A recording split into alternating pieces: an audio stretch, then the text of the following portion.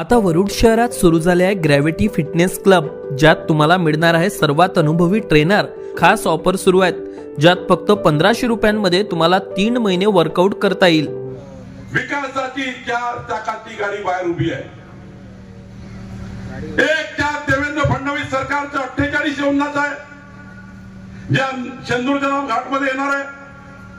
या गाडीचं दुसरा चाक मोदीजीचा आहे, 55 योजनाचा चाक आहे. तिसरा चाक चंद्रशेखर बावनकुळेचा आहे, 750 कोटी रुपयाची योजना, 22 योजना आमच्या पालकमंत्री म्हणून आहे. तिसरा चाक विकासाचा माझा आहे. चौथा गाडीचा चाक उमेश यावलकरचा आहे. आणि या गाडीमध्ये पेट्रोल डिझेल गडकरी साहेबांनी टाकला आहे. या गाडीमध्ये बोंडे साहेबांनी पंप लावला आहे. आता 4 चाक गाडीचे आहे. मोदीचे एक चाक आहे 55 योजनाचं, देवेंद्रजीचं 48 योजनाचं, माझं 22 योजनांचं आणि यावलकरचं या ठिकाणी आमदार म्हणून चाक आहे. आणि बोंडे साहेबाचं डिझेल पेट्रोल आहे. आता या गाडीवर ड्रायव्हर पाहिजे. ड्रायव्हर कोण राहणार आहे? ड्रायव्हर कोण राहणार आहे? ड्रायव्हर राहणार आहे सुवर्णाताई.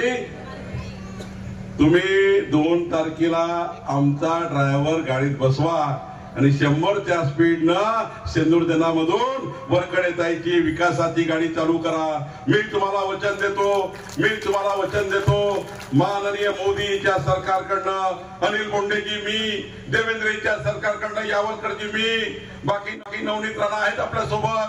त्यांनी गावात चळवला तर पुन्हा पैसे येतात आणि त्यामुळं खऱ्या अर्थाने विकासाचा संकल्प आपल्याला करायचा आहे. बंधू भगिनींनो, संत जगनाळे महाराज सभागृहाचं नूतनीकरण आपल्याला पाहिजे आहे. वैकुंठ बाम स्मशानभूमी विकसित करायची आहे. नगर परिषद शेंदूरजना घाट मध्ये जवळपास 13 रस्त्याची कामं पूर्ण करायची आहे. शहरातील पाणी पुरवठा योजना 90% पूर्ण झाली, 10% सिमेंट रोड खोदून ठेवले आहे. त्या ठिकाणी पैसे पाहिजे आहेत. सोलर प्लांटची उभारणी करायची आहे. देवना जीवना नदीला संरक्षण भिंतीची गरज आहे. या ठिकाणी कब्रस्तानची पैसे त्या ठिकाणी द्यायचे आहे. जुन्या सभागृहाचं नूतनीकरण करायचं आहे. मूलभूत सुविधा रस्ते वीज पाण्याकरता 74 कोटी आपल्याला पाहिजे आहे. आणि शेंदूरजना घाटची भुयारी गटार योजना आपल्याला पाहिजे आहे. बंधू भगिनींनो, या विकासाकरता एकच आहे, जोपर्यंत वरकडे ताईचं कमळ हे त्या ठिकाणी येत नाही. एकीकडे वरकडे ताई कधी रात्री बेरात्री अपरात्री या ठिकाणी आपला नगराध्यक्ष म्हणून यावलकरची सही घेऊ शकतात, माझी सही घेऊ शकतात, मुख्यमंत्र्यांची सही घेऊ शकतात. पण एक जर चुकीचं मत गेलं शेंदूरजना घाट मध्ये, एक जर चुकीचं मत गेलं तर माझं मंत्रीपद नाही जाणार, माझी आमदारकी जाणार नाही. मी कामठीचा आमदार आहे 25 वर्षापर्यंत. यावलकरचा आमदार पद जाणार नाही, ते 29 पर्यंत आहे. बोंडे साहेबांची खासदारकी जाणार नाही. एक चुकीचं मत या शेंदूरजना घाट मध्ये 124 योजना बंद केल्याशिवाय राहणार. हे जर चुकीचा नगराध्यक्ष बसला, मी पैसा पाठवला, यावलकरनी पैसा पाठवला, तर हा चुकीचा नगराध्यक्ष निवडून आला आणि तो आपल्या विचाराचा नाही आहे.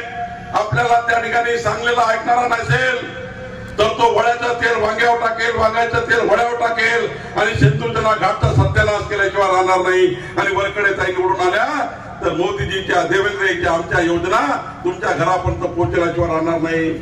महाराज बहुत कलाकार आहे आपले आमदार. हे बाबूजी करते, खूप सह्या घेऊन टाकते. आज त्यांनी माझ्या 50 सह्या घेतल्या सकाळपासून. 750 कोटीचे जे अधिकार आहे मला जिल्हा नियोजन समितीचे पालकमंत्री म्हणून, आणि 200 कोटी हेच सह्या मागते. तुम्ही काय आमदारांना समजावा. पण हे स्वतःसाठी मागत नाही, हे शेंदूरजना घाटसाठी मागतात, हे वरुडसाठी मागतात, हे मोर्शीसाठी मागतात. आपल्या भागातल्या जनतेकरता काम करणारा उत्कृष्ट आमदार या ठिकाणी आपण निवडून दिलाय. बंधू भगिनींनो, मला एक सांगा आमच्या बहिणींनो, दीपावलीच्या लक्ष्मी पूजनामध्ये महालक्ष्मीची कशावरती? आमच्या लाडक्या बहिणी सांगा बरं कशावरती? दीपावलीची महालक्ष्मी कशावर होती? मग विकासाची महालक्ष्मी या ठिकाणी आमच्या वरकडे ताईच्या माध्यमातून कमळावरच येणार आहे. आणि म्हणून आपण सर्वांना माझी विनंती आहे, आमच्या वरकडे ताईंना प्रचंड बहुमताने विजयी करा। मी या भागाचा पालकमंत्री म्हणून आपल्याला सांगतो, देवेंद्रजी, मी, नितीन गडकरीजी, बोंडेजी, आम्ही सर्व वरकडेताईचे जमानतदार आहोत। आमच्या वरकडेताई या ठिकाणी प्रचंड बहुमताने, एक या ठिकाणी आमची युवा कार्यकर्ती आहे, तिला प्रचंड बहुमताने विजयी करा।